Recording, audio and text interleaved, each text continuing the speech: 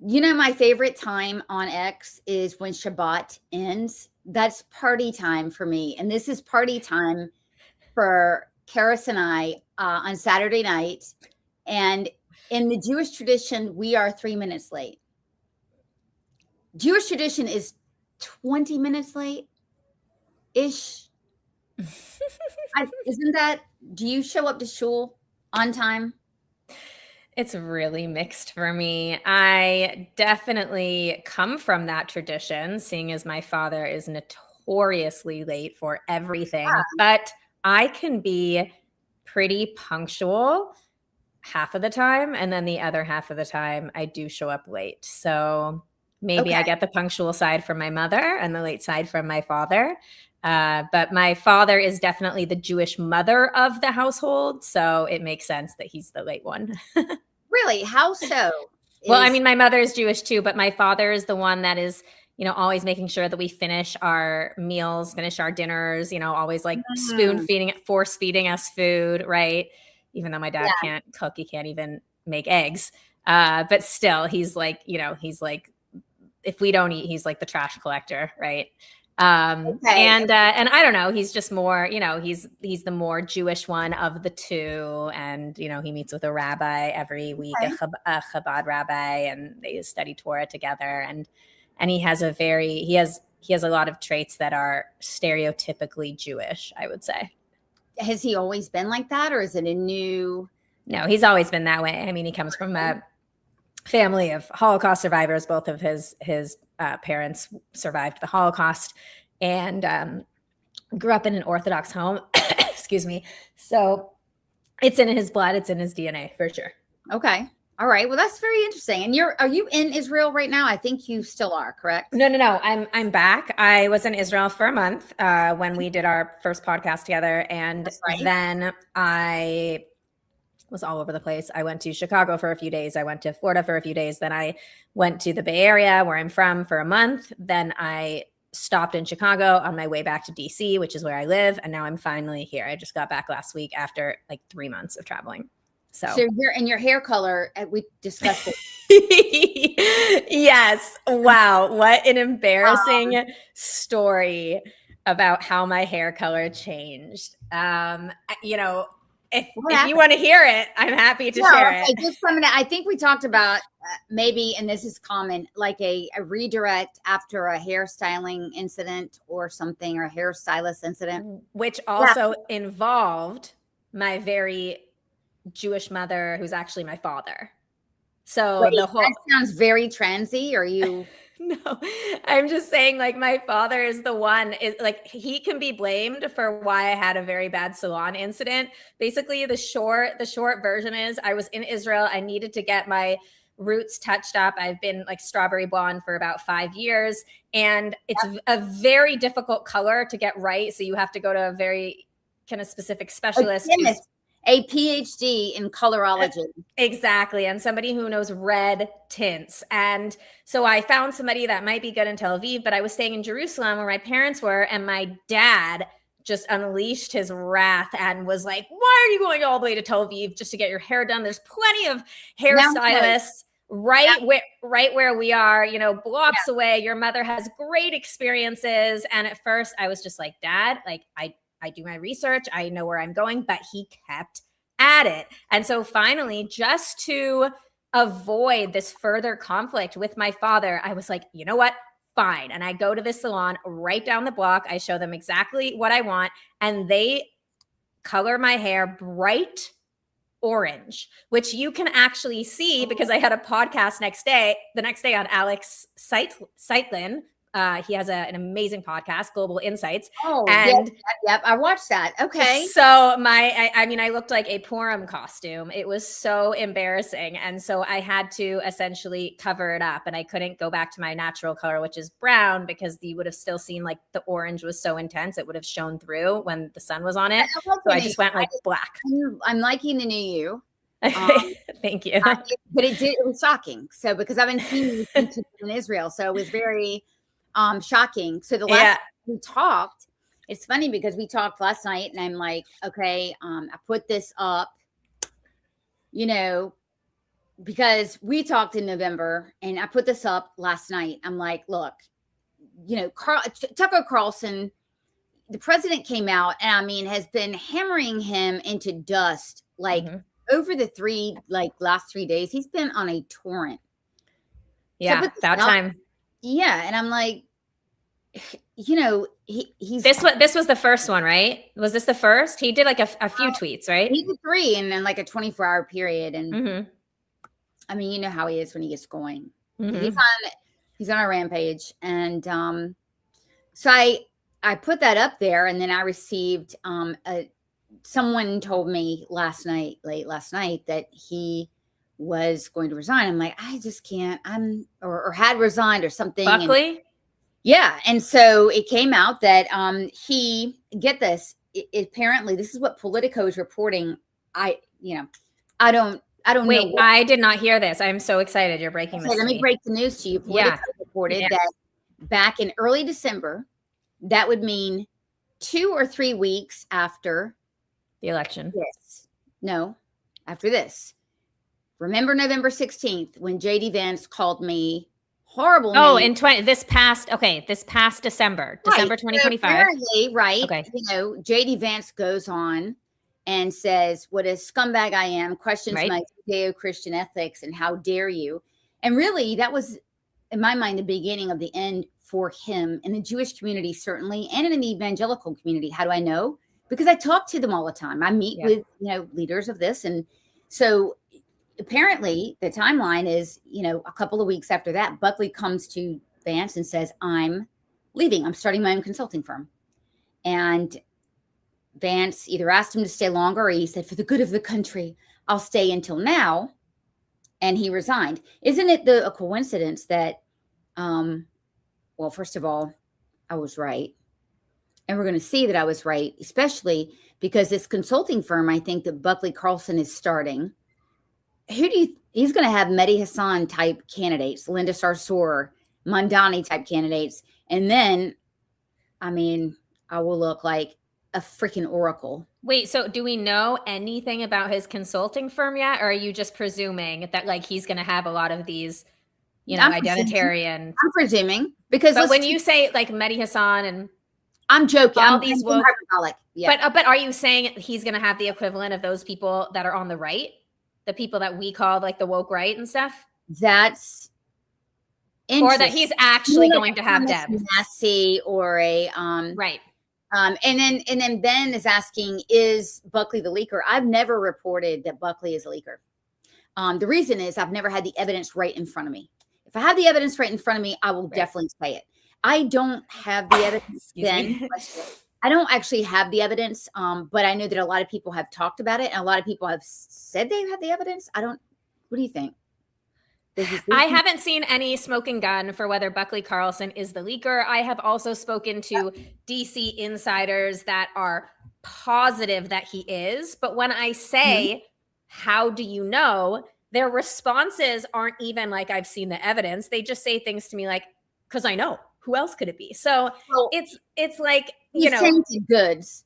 So I should mention that you work on the Hill. You work for Middle East Forum. Both of us, love Daniel Pipes, big fan club. You're speaking at MES, and next month I'll be there. Yeah, I don't really work on the Hill anymore. I did like when I was with Epoch because we were.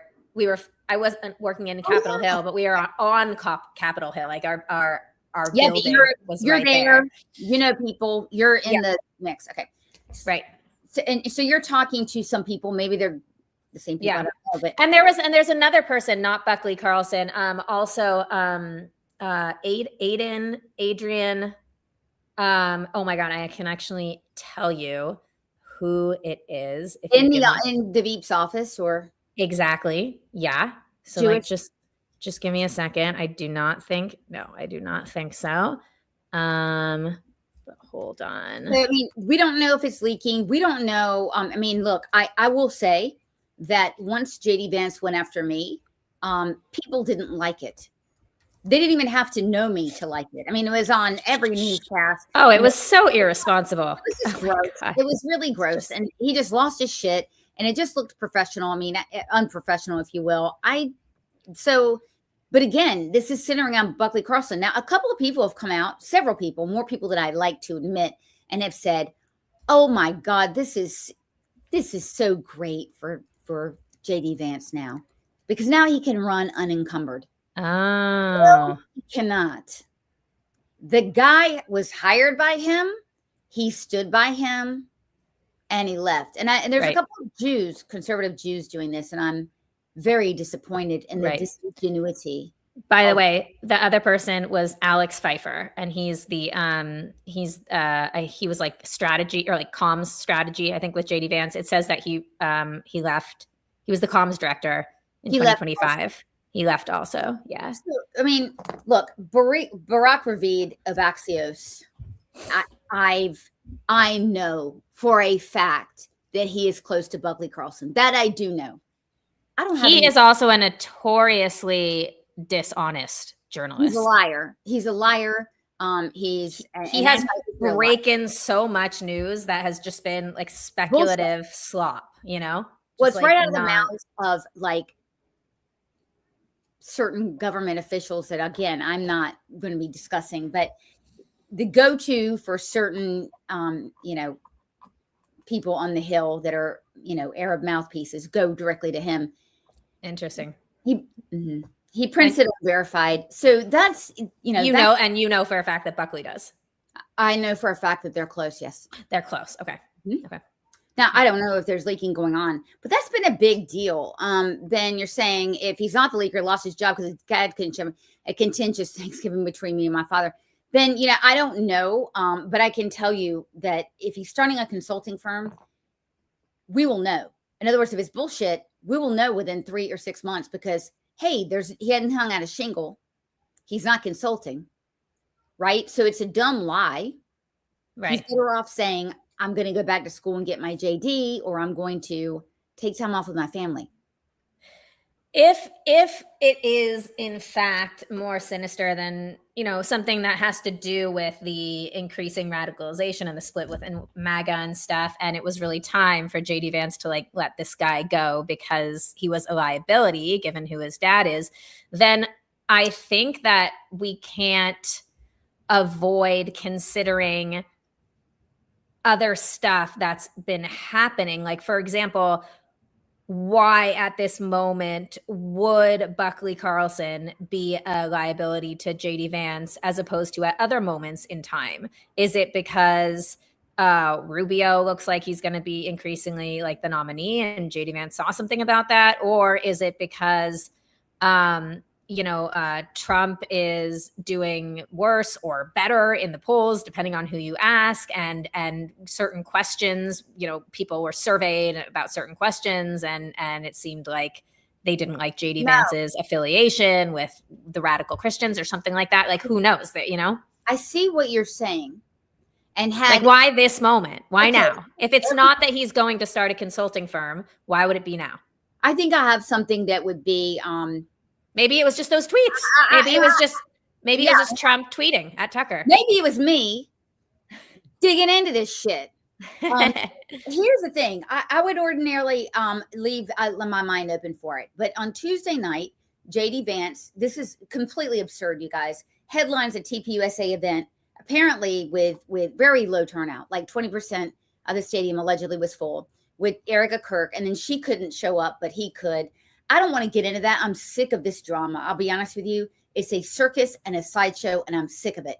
So he was asked what his favorite podcaster was. And among them, and he encouraged the youth, he really waxed on about Theo Vaughn, who is a fucking retard. I mean, literally, but don't take it from me.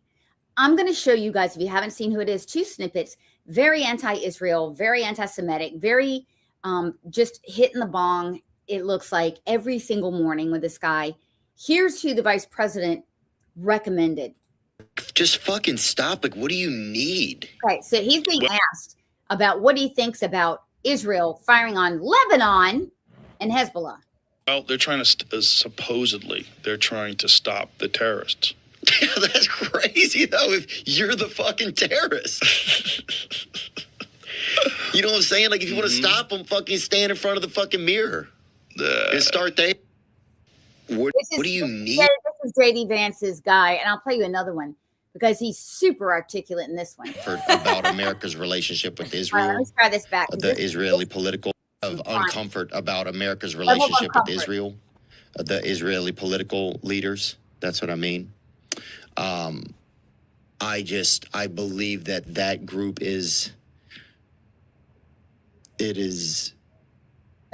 it just feels like a satanic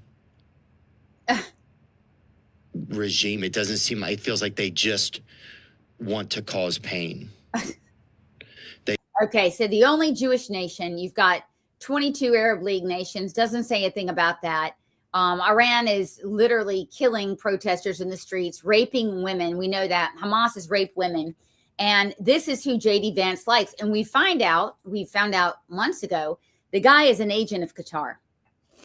So that happened this week. So I would think if JD Vance is like, oh man, the guy is a liability for my campaign. And I got to get rid of him. You are ballsy. Like, I wouldn't go so far as to be like, this guy is an agent of Qatar. What I would just say is like, what a funny coincidence that he went to Qatar. And what? Because an agent is a loose term. Here's why. If you're a mouthpiece, because after there's a line of demarcation where the guy was just a retard, just a pedestrian, moronic. I'm going to have someone kick me in the balls to be funny. Retard. Okay. From that, he went to Qatar. He documented that visit, and there's a demonstrable change. So whether or not, look, I said before, he's a retard. So if he is doing and being an agent unpaid, that's quite in keeping with somebody who's dumb, which he is. He might have just fallen in love with the country. Mm-hmm. If he is paid, that could be something else. But the guy is absolutely he's a mouthpiece. Sure. But the main concern is, and that you're onto something where we're saying, okay, why now? Why is this happening? If it were, and this is under the backdrop, by the way, JD Vance this week, and I confirm this. He's meeting with Mary Mandelson and Paul Singer, two of the biggest donors in the GOP period, to get money. There's a new group that will be called Jews for JD. Oh. He does that, and this is announced the same week. So in other words, he's not doing this to get rid of dead Jew-hating weight. Do we know who started Jews for JD? Do we know who are the main? Arthur Schultz. Okay. I'm not surprised. Isn't Arthur Schultz that guy who, if I'm thinking correctly, don't quote me on this, but isn't he that guy who he had some affiliation with ZOA? So he seemed like this, like really good, like pro-Israel Zionist, but in reality, like he was like a huge liability, like within the DC political elite, because he had all of these. I'm going to check that. And I'll tell you, I mean, to me, Jews for JD is like JVP. I've never, until this week, said that JD Vance is an anti-Semite. All the things considered for me, you don't have to say this, all the things considered for me, and then endorsing Theo Vaughn. I mean, you could have gone with Ben Shapiro. You could have gone with Dan Bongino. You could have gone with, I don't know, even Joe Rogan, who I have a problem with, but you go with a guy who is always talking about Israel. Do you know how many times, by the way, he has alleged that Israel's trying to get him killed?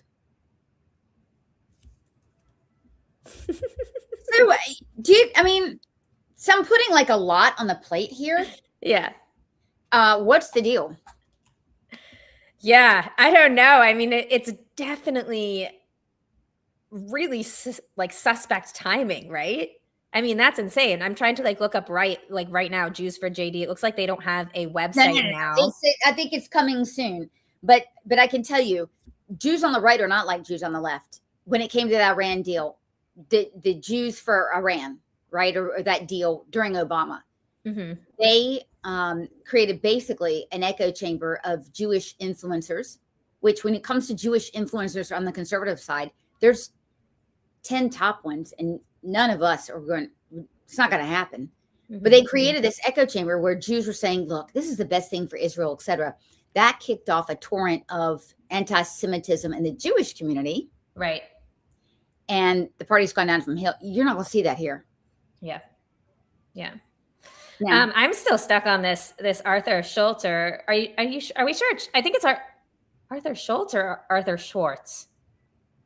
I think it's Arthur. Okay, I think it might be Arthur Schwartz. But either way, like, this is kind of, I just have the wheels in my head turning, because the first time I heard about this guy, I'm pretty sure it's Arthur Schwartz. Let me see. But the first time I heard about this guy, I was talking to Lee Smith, a journalist who we both love. I love him from Tablet. Arthur Schwartz. Lee, by the way, Lee Smith from Tablet and New York Post. Lee's never wrong. I just said this last night on one of his things. I'm telling, I've never seen an oracle when it comes to Trump.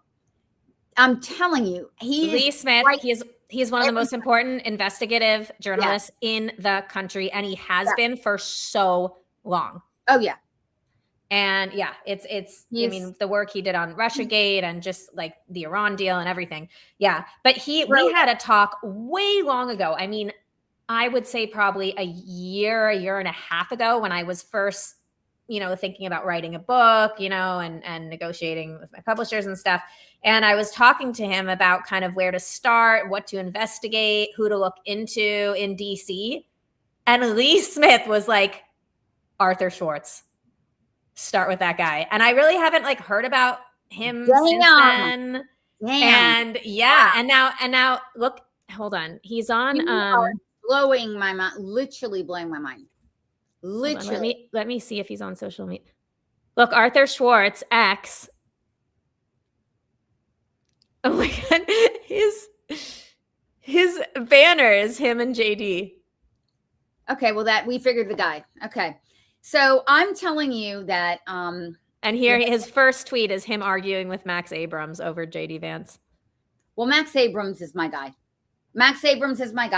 And if Arthur Schwartz, by the way, I'm telling you what they do. And he's a Jew. He totally is, obviously. I am telling you guys what they do. They get out these, and I'm just going to tell you, they've got 10 super hyper aggressive guys with a bunch of followers for JD. You would know some of them if I mentioned them. And they've come after me. Anyone that criticizes them that's a Jew and a female, they come after.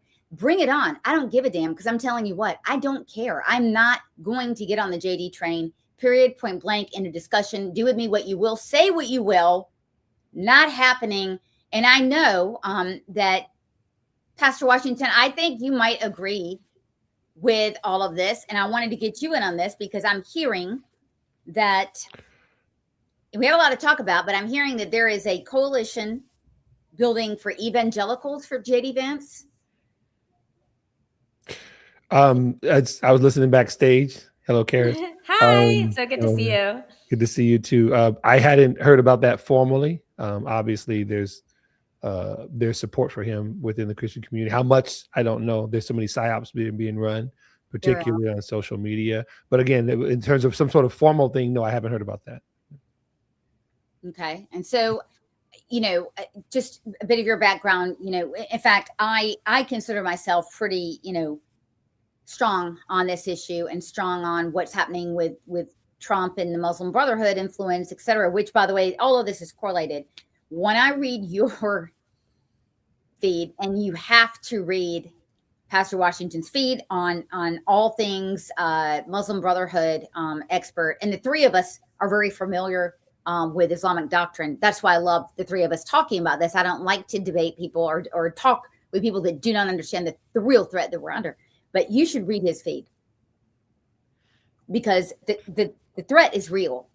And when we talk about Buckley Carlson, I said earlier before you came on, we don't understand the threat or the leaking. Okay, we don't understand the leaking, if there's leaking or whatever. What we've understood since November is that there was a risk of having Tucker Carlson, who is definitely anti-Christian, pro-Islam, anti-Jewish.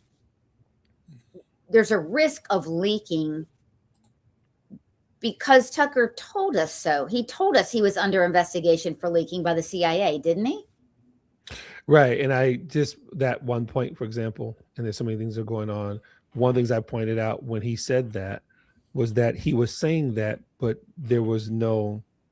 So, of course, the CIA, if you guys know, later on said that it wasn't happening. And one of the things I was telling people was that Tucker has already, he's a known liar. Now, these are things we have receipts for, right? Everything from Israel persecuting Christians to Sharia law not being a threat. I mean, he's a liar, right? He, like Tucker, like Candace, they get on their podcast and they just lie.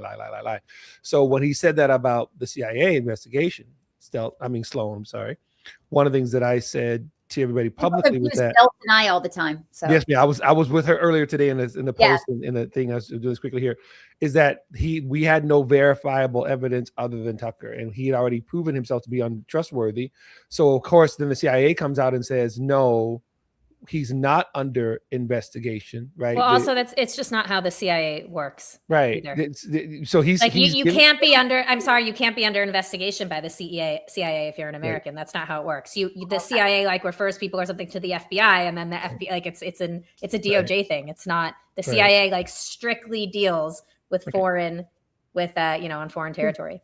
And here we are several weeks later and nothing, right? And part of the reason I was submitting the fact that Tucker doesn't tell the truth was that I was making the case that up until that point recently, he still had access to the White House. Right now, often some people who look at my feed, they'll think that I'm trying to quote unquote attack Trump. I have no intention. I'm a grown man. I got a lot of stuff to do. I have no time to attack the president. Right.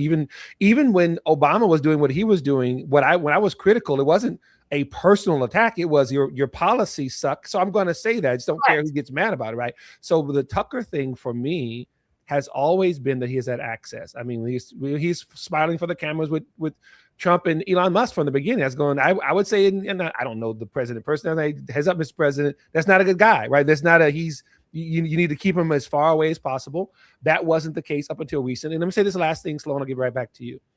For the people who have been talking about how Trump has now come after these people, he named them by name, right? Megyn Kelly, all the ones. My issue continues to be, thank you, ma'am, all that stuff, right? He did the whole typical Trump thing, right? He went after them and people are like applauding. And when I get that, here's my issue though.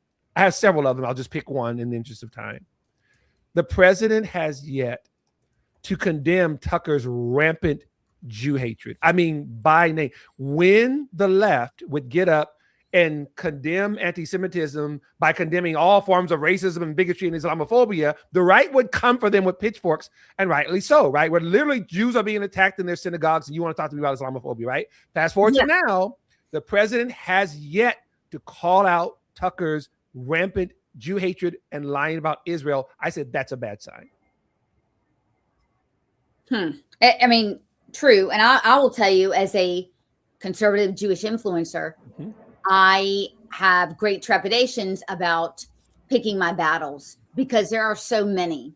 And so I've, as you know, I inadvertently, I don't think any fault of my own, picked one with JD Vance, although I was just minding my business. And so for me, you're right. I mean, how much of it do I say you didn't go far enough, etc.? I'm glad for Christian voices like yours that are willing to do that. Because I just don't have so much. I guess I'm not bothered by it like you are, Dumasani, because I have never really had that much faith in Donald Trump's rhetoric. Like, I'm a huge Trump supporter and I still am. And I'm a huge, MAGA person and everything. But in terms of how Trump conducts himself via social media, or even just sometimes in interviews, like there's been far too, I don't have high expectations, right? So the fact that he's not doing the right thing in this situation, I don't think it bothers me as much because I've never really expected him to in this context to begin with. Does that make sense? I don't idolize the guy like so many, I love him. I'm a Trump supporter, but I don't look at him as some sort of flawless human being who always does the morally righteous thing. Like, I don't look at him like that at all. One of the things that I've had to do and back to and acknowledge the Harrison, I totally get that. I really do. And for me, this is not me taking up some of the cause, like somehow the Jewish people can't defend themselves. And what I try to do, ladies, is look at a cumulative score, right?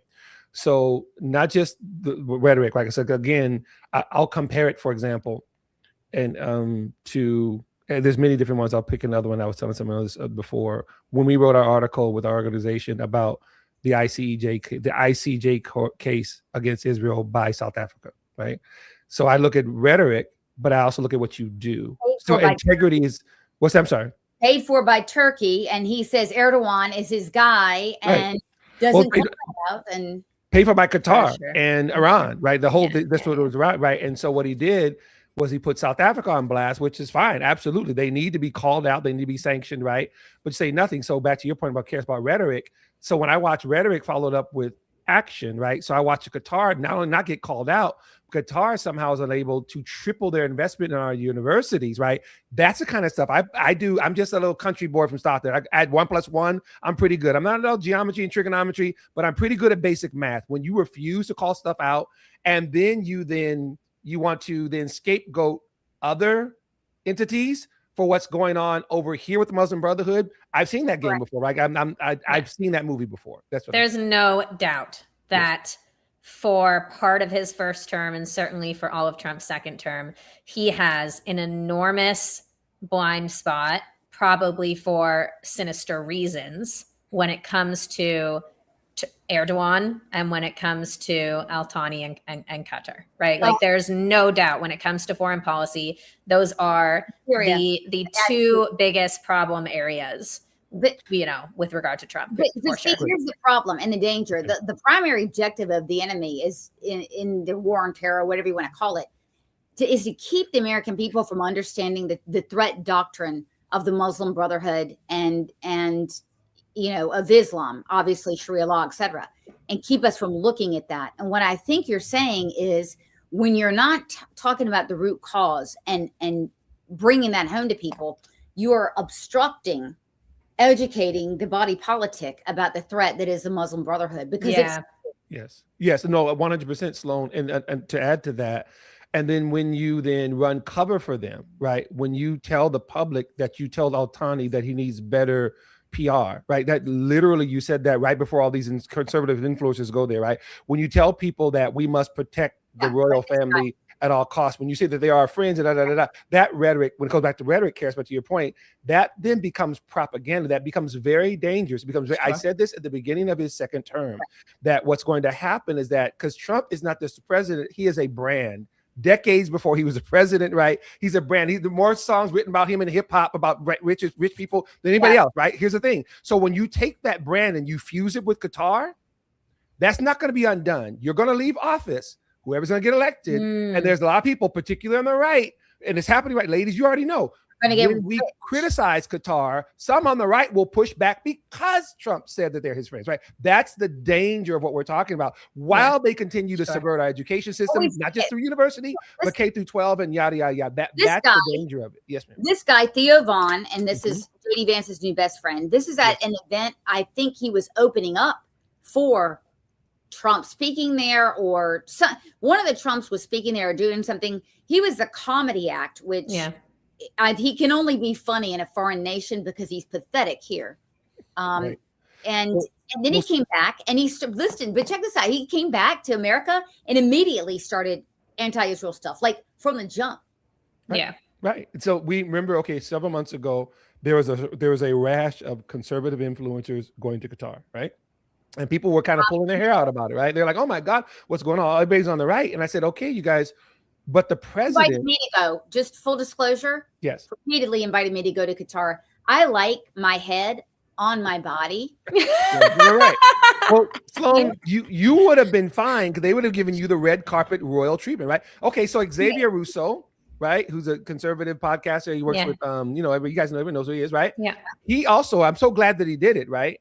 He posted on X that Qatar invited him as well. And though he had the audacity to say, can I talk about stuff like maybe slavery or whatever else because there's an Islamic regime? And they basically told him, no, thank you, right? And so I'm so glad because he has morals and scruples. Wait, but Sloan, you should go. Like you have the backbone to actually be able to go and not be propagandized by them. And then you can show, and then you can tell us all what Qatar is doing to essentially I'm sure I'll be buy off or influence these. Sure, I don't know. I think she should stay here. Maybe not by now, right? I would go. I would totally go, and I would like. Well, why don't I do this? Why don't I mean, I'm being for real. If they really want a Jewish princess to go, then I'm going to say, in my seed, you will go. I'll go. Totally. Ladies, I don't want either one of you to go, but yeah, for your own sake. No, but I've been in other Gulf countries. I would love to go. But to my only point was that I was telling people, and I got pushed back, but again, I'm a grown man, I don't really care. I was saying that the president publicly stated that he told Al-Thani, you're a great man, you're a great leader, and he said, and you get a lot of attacks, right? He and Jared Kushner said it. They went public and basically said people like Dumisani and Kirsten Sloan should get over themselves and stop talking about Qatar, right? And I said, all due respect, Mr. President, no, right? I'm not. So that's the problem. So with all these influencers, I said, okay, I'm not saying I was in the room. I don't know these people personally. I'm just, again, I'm adding one and one, right? All these conservative influencers start going to Qatar, taking these pictures and selfies, and they're speaking from scripts. Oh, I'm a free American and blah, blah, blah, right? But Trump just got through saying, he told the king, you need better PR, right? It's almost as if he said, okay, great, let me get some conservative. And our guys over there, and they come back immediately. That's the thing. Immediately. You go to your feed, it's like, I know. It's pretty, I want to say a few things. Number one, it is pretty striking how people can be such stereotypes of themselves, right? Like you would think that some people who go to Qatar and then come back, like maybe would have a little bit more awareness, right, about the change. But then you see like Rob Smith, and it's just like, is this guy like an empty vessel? Like I don't and like maybe they'll forget about it, let the dust settle. And all he posts is just sound bites, cliches, talking points. Like that's it now about Israel, the Gulf, whatever. But one thing I wanted to respond to about Trump, I think what's important about what you're saying, Dumasani, is just the last part, right? Which is that we should, that Trump basically is admonishing people for focusing on Qatar, or they get bad PR, right? It's not a problem that Trump is saying Al-Thani is a good guy, because we know that that's how Trump works. He said the same thing about Xi. He said the same thing about Putin. This is part of his back and forth dealing with, okay? So that's not the problem here, because that's how Trump operates. The problem is in the last part of that statement, which is what you said, right? Like that's the really like sinister part that really does damage here. So I think it's important to distinguish that I like, to parse that out. And then the other thing I will say is that I think that Trump, like so many presidents before him, I think, has a really difficult time understanding ideological motivations. I really think that he believes that if the Palestinians were just given enough money or something, right, that they would change their stripes or something. Like, I don't think that he really understands jihadism and Islamism and Islam. I don't think he understands. He's outsourcing his understanding of, and it is Islam. That is the problem. Sharia law is at the root of that. That is the threat doctrine. That is what undergirds the whole thing.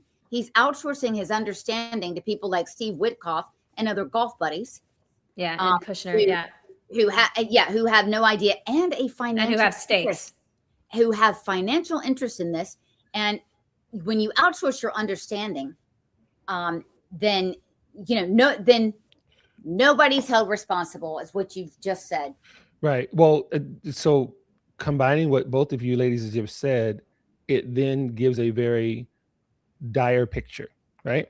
So Steve Witkoff, Tom Barrack, our ambassador to Afghanistan, our ambassador to Nigeria, who just the other day was talking about how wonderful the Nigerian government is, blah, blah. You have Nigerian Christians there saying they are the ones slaughtered, right? So again, sometimes what discernment is somebody said called pattern recognition, right? So if your staff is stacked with people who are at the very least sensitive to jihad, if not jihadis themselves, right? If your staff is stacked with your own vice president, we tracked their anti-Semitic statements before Charlie Kirk was even assassinated, right? We had some problems with what was going on with the TPUSA, including with the vice president, right? So we're calling all this out. So that's who your vice president is. Your own FBI director goes to Qatar and he's doing counterterrorism with their foreign minister. I'm watching all these things, and okay, that's why I said, okay, when Obama did this crap, if we were a Democrat, we would all be in unison. There would be no diversity of thought on this.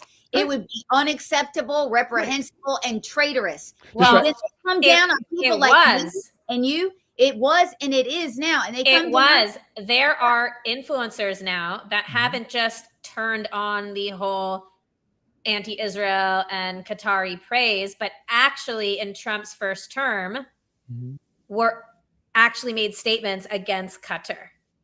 Right. Cernovich did a whole documentary about the threat of Qatar. Like there were people, Senator Roger Marshall, right, was like somebody who was critical of Qatari influence and Muslim Brotherhood influence, and now he's like, it hasn't gone away. That's anti-Muslim. Like it's really it's crazy how things have changed in that regard for that one country. Well, but that's part of my point, and I'm which one of you ladies just said it just now. But again, you watch a video of Trump in 2016 during the election season, in which he asked, I think it was Cooper from CNN asked him, "Is Islam a threat?" or something along those lines. And then Trump basically said, I'm going to paraphrase, they hate us, meaning that Islamic mindset, right? So this again, Trump is not an idiot, right? And then to your point, in the Rose Garden, Karis, there's a whole video of him calling out Qatar, Biden, let's just call them out, saying that the other Arab states asked him to call him out. So when you fast forward to now and people say, oh, he's just really, nope, I'm serious. Again, 1 + 1 = 2. If you knew it in 2020, if you knew it 2016, you're telling me you forgot in 2024? Well, the threat doctrine. What is the motivation here, Dumasani? Are you saying that essentially this boils down to the investment that Trump is just refusing to pass up, like the unbelievable investment and lobbying efforts by the richest Gulf state in the world that Trump just cannot find a moral backbone to stand up to? Is that what you're saying? The only way I can answer that, Karis, and I've been asked that a lot of times, is give you my opinion. And I'll do of course. Number one, my opinion, yes. I think that there's enough of investment that's there in which he's decided that he's going to say what he's going to say. That's my thing. But the other part of it is part two, Karis, is this. To me, it's when it's something like this, national security issues, these types of things, I'm not as concerned with why a person is doing what they're doing. I'm more concerned with what they're doing. I'll unpack the why later on. I'm looking at the effect on the ground. See, I do my work in Africa. I do my work here. I do my work in Israel. I have conversations with people. So I'm watching what's going on. I know what Qatar is doing in Ghana, in Sudan. I know what's so I'm talking to people, right? So I'm watching the effect when the president of the United States, the leader of the free world, gets up and says the things that he does. It has a ripple effect. The people that are being slaughtered in Syria right now are Jews, Christians, Alawites, and Kurds, largely because Trump decided he's going to back al-Jolani, who, oh, by the way, is also backed by Qatar and Turkey. See, these things are not small things. Yes, ma'am, go ahead. Remember, he's a good-looking guy, though. Yeah, he's strong pass, right? These become euphemisms. Strong jawline, good-looking guy. That's what I'm saying. So beyond the rhetoric, people are losing their lives, right? I had Israeli friends contacting me. They were saying, Dumisani, what's going on in Soweto is worse than October 7th. We are sending triage. We are right. Okay. And what's Trump's State Department doing? Nothing to see here, ladies and gentlemen. And they publicly chide Israel because Netanyahu starts to strike places in Damascus. And then our State Department goes, oh, Israel doesn't want peace. Right. It's 4D chess, understand. Yeah, it's 4D chess. We're too dumb. We're far too dumb. And dead, the body count. Yes. That's just part of the 4D chess. Yes. So Sloan, to your point, so when we get to a JD Vance, reprehensible. I've been calling it out for a while, right? But I see it more as fruit from a tree that is already tainted. I don't see JD Vance in a vacuum. I see him as the vice president of an administration that, for me, is already in bed with the Muslim Brotherhood. That's just me. Yeah, I mean, I'm sure that somebody like Sam Westrop at Middle East Forum would agree with you wholeheartedly. He has tracked essentially how many arrests, for example, that there have been of Hamas operatives, in this administration, or even since October 7th. Yes. Zero. Yes. Even though Yes. there is more than enough evidence. They literally have these people's first and last names and exactly where they live and tracing the bank, the money in the bank accounts that are just, they're completely tied, to this foreign designated terrorist organization. 100%. So what I've done, one of the reasons why I often in these spaces and publicly, even when I'm doing other speaking, I will often reference the whole biblical spiritual dynamic, not just because I'm a pastor, but because for me, it helps me communicate principle to people, right? Because actually to even regardless of what their faith is in the room and they have no faith at all. And the point that I'm making here, Karis, to your point, is that when I'm seeing certain patterns, and I can go to the scriptures and see some of those same patterns, that's for me as a man of the cloth, that for me is what's informative. That doesn't mean that just because this is similar to that, it's going to play out the same way. It's just, it makes me understand what I'm seeing. So I'll just one quick example, Sloan, what Karis was just saying. New Year's Day, 2025, a ISIS member of one of the branches does the car ramming and kills 11 people in New Orleans. Remember that? Our investigator, the CIA, NBA, the FBI, they investigate all lone wolf bullshit. That's first thing. Sorry, excuse my friends, lone wolf. And number two, right? And that he died in the attack, right?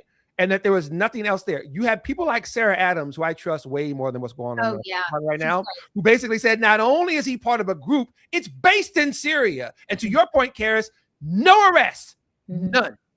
That kind of stuff. I said, you know what? I've seen this movie before. I think it was the Obama administration. I'm saying, look, once again, this is why I was saying, here you are when he said, we're going to fight against campus anti-Semitism. What we're going to do is we're going to target these kids with student visas. And I said, okay, a little bit of hand clap. I get that, right? 100%. They hate this country and they're here by permission. Get them the hell out, right? But here's the problem. That does not stop the millions of dollars going into our campuses, because for every one student you expel, you have 50 professors who are tenured and administrators of Qatar. But you have nothing to say about that. I said that I call the dog and pony show. That same those congressional hearings that happened during Trump's administration, they were mirror images of what Biden did in his administration. I said the same thing then. They're working on. I said, you guys, one of the clear signs that they're getting ready to BS you is going to have some congressional hearings so they can talk about it and do absolutely nothing afterwards.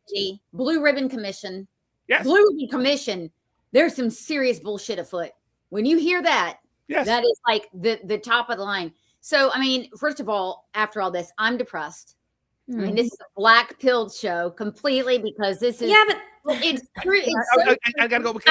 I'm not. I'm not. Like I can sympathize and even agree with all of the specifics of everything you guys are saying, but still think that like Trump is potentially the best president we've ever had. And I think that the reason is just because of my like trajectory in terms of what I've been focusing on, because there was like 5 years of my career where I kind of put like Israel and anti-Semitism stuff kind of aside. And I was more focused on other stuff. I was really focused on like, especially during the pandemic, like health freedom stuff. I was at Epoch Times, right? So China was like huge, like learning about the CCP and the influence there. And so there was just like a lot of other things that now I see Trump doing that the administration that are incredibly corrective, really, really great changes, right? And I mean, it's not like he's going to be able to do everything and he's probably going to accomplish like 20% of what, but it's like I see these very problematic pieces as just pieces in like a giant mosaic, right? Where there's other things, that are also, very, very pressing. And I know a lot of the people then who have been appointed to deal with those specific issues who I have full faith in, right? That are not, that are just in a completely different realm than what we're talking about here. So it's like, I don't know. I just I see this as just like, what does that make sense? I mean, you're hyper focusing on a segment that I think, I've been in terror attacks. I've had friends. Wait, what? Yeah, I've been in them. So for me, it's a lot. What does that mean? What do you mean? What terror attacks? Well, Boston, I'm back to sit on the bleachers. 9/11, I was a first responder for 6 months. And then I had a very good way. Yeah.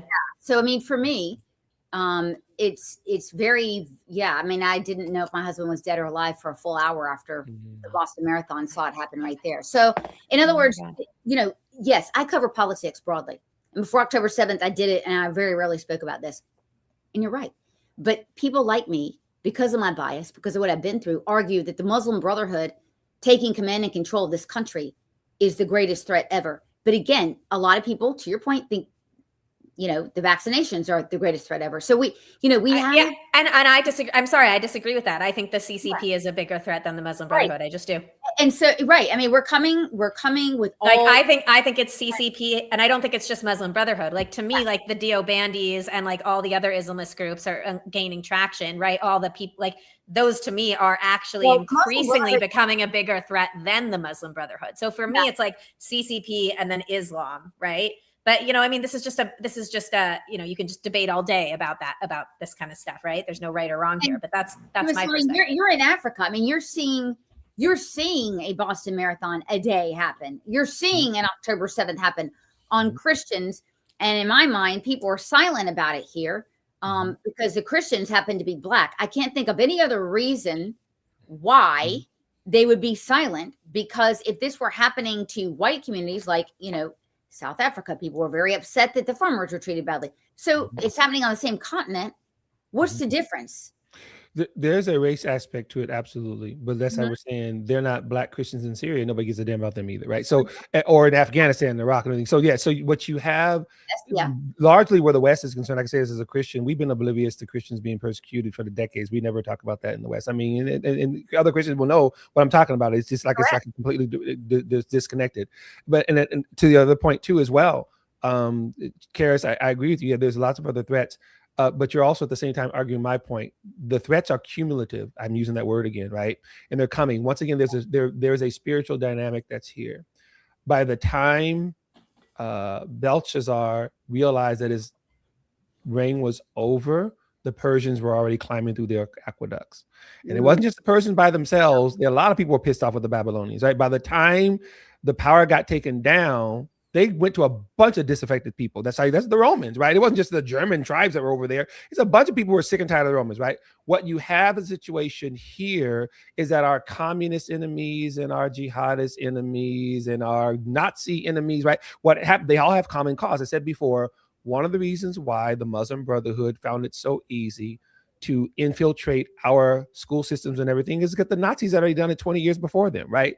So by the time they didn't have to reinvent the wheel. They just poured their poison into the same trough that our kids have been drinking from since the 60s, right? So that's why you have now this whole 2 generations now who hate our country, who hate our freedoms, and they don't give a damn who it is. That's why they voted for Zohar Mamdani in New York, and he's just one of a bunch of different people that's coming, right? What's coming down the pike, so that when I see, and to your point, Karis, as well, I voted for Trump 3 times. I always have to give my bona fides here. I hate that. I voted for the man 3 times. Why the hell would I just decide one morning, screw Trump? That's not exactly what I'm doing, right? So what happened was this. When I see what's happening, right? I told this to Stealth, and I really have to go because I got to finish doing. I got to go out of town here pretty soon. I know. I'm to DC. You're coming here. Yeah. Well, eventually I got to go somewhere else first. Then okay. DC, right? I'm gonna be at your event. I'm gonna be at your event on. Okay. Wednesday. All right. Yes, ma'am. That's right. Wait. You got to tell us before you leave what your event is, what you're doing. But go ahead. Okay, yes, ma'am. I gotta go Dallas and do a couple of different things, including shout out to Eric Steckelback. I'm gonna shoot a segment of this show on Eric Steckelback. My friend Pastor Corey Brooks. You gotta follow Pastor Corey Brooks. He's doing great work there in Chicago. And just make sure you check him out on X and everything. So I'm doing different work, and then I'm heading to DC for a Nigerian Christian thing that we're gonna be doing there. And I got them heading to Ghana, and them heading some other place. So there's a lot of stuff that's going on. So here's the thing: what's happening? Back to your point, Stealth, with all of these different issues. Yeah. You can call me Stealth. I mean, well, Stealth. Well, I was saying Karis. I meant to say Karis. I'm so sorry, you guys. My brain. Stealth now too. That's fine. No, Stealth is great. Yeah. you have this combination of things that's actually going on that is a bad sign. Well, first of all, let me say this, Sloan. I don't get discouraged when I see these types of things. And this is as the person of faith, right? Because I recognize that no matter how bad it gets, light always dispels darkness. And so, again, as a faith person, I recognize also that I love what my Jewish friends say. They say, Pastor Demisani, our sages say that we want Moshiach to come and we don't want him to come, right? Meaning we want Moshiach to come, but we recognize all the things are going to have to play out Party's in order over, for that to right? happen, right? So again, that's not me washing my hands of it. I love my country. I want my country to be strong. I'm concerned about what I'm seeing for lots of different reasons. And when this administration started to do what it was doing, that made me even more concerned. So yes, there are a lot of positive things that happen. Yeah, if I had to do it again between Trump and Kamala Harris, are you kidding me? That's not even a question, right? Hands down. Brainer. At the same time, that makes me just that much more concerned, because when I look at the GOP field, and I know Kamala Harris is talking stuff, but I'm pretty sure they're going to run out Gavin Newsom. It's almost like they promised him because they didn't even have a primary last time. They just gave it to Kamala, right? So Gavin Newsom, where I grew up in California, I'm from there. I knew the dude when he was the mayor of San Francisco. Me too. Wait, you grew up in California? Yes, that's where I grew up. Where? I grew up between San Francisco and Stockton. So before Gavin Newsom was even the mayor, my parents moved from Little Rock, Arkansas to San Francisco, California in 1968. So before Gavin Newsom was even born, I knew San Francisco. I watched in the communist. I didn't know that because I grew up in the Bay Area. I was in high school when he was mayor, and he went to my high school, and he came to my high school when he was mayor, and he made no, but it was actually kind of a traumatizing experience. I consider myself a Democrat back then. I was like 15 years old. I didn't even know I just heard all Republicans are bad, whatever. For vote Democrat. And Newsom came to my science class because he had been elected mayor, and on the gay marriage platform, that was his thing, right? That's what got him elected. And he came into my classroom, and he said, "Raise your hand if you support gay marriage." And I remember going home and saying to my mother, I thought that was so inappropriate. And here I was, a Democrat who ostensibly supported gay marriage at that point, and still I thought it was inappropriate, because I recognized that there were maybe a few people in that classroom who maybe had a different point of view, and it was kind of like a form of bullying to single them out, right? And and put a spotlight. And so obviously everybody is going to raise their hand because they feel pressure to. Yes. And I never forgot that. Yes.